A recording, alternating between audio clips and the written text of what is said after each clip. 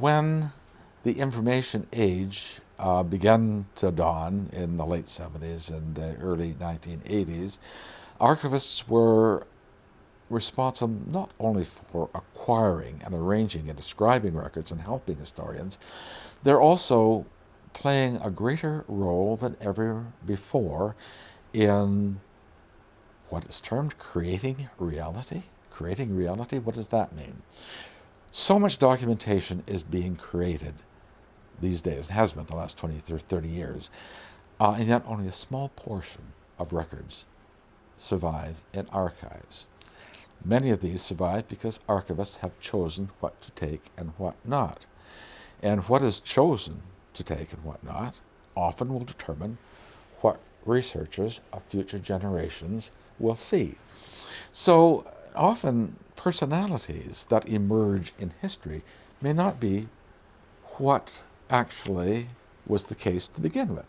Take the story of Robin Hood and King John and King Richard.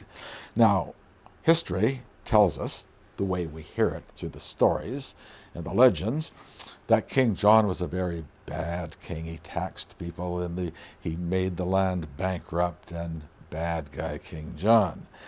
His older brother Richard, great knight, great crusader, Richard Coeur de Lion, and he had made the name famous, and he was a warrior, good guy King Richard.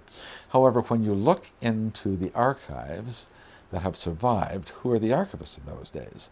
The archivists were the churchmen. The chroniclers of events around the communities were the churchmen. Well, amongst the people who King John taxed were the churches. Stephen Langston was one of the Archbishop of Canterbury, who allied with a number of knights to force John to sign Magna Carta. And John was the bad guy because of that. But when King Richard left England, he spent only 11 months of his entire 12-year reign in England. He's off fighting crusades, spending money lavishly. He bankrupted the country, and John had to tax people to make it up. And he had to tax the churches. And the churches are chronicling the events of the time. Well, how would you like your biography to be written by your worst enemy? So, in terms of what has survived, is by what is selected, is often interpreted by historians who will rely on what archivists have chosen to select for archives. So, archivists, so what kind of people are archivists? Well, they may be insignificant to a lot of people. The condemning phrase that is often used by them is professional paper sorters. Archivists are supposed to not interpret the record, but to acquire and preserve and allow the historians to come in and interpret the record.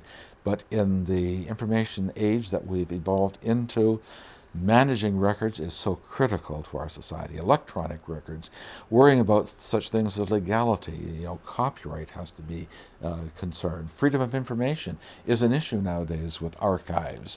You write a letter to Dave describing me as an absolute scoundrel, all sorts of four-letter words that I won't mention.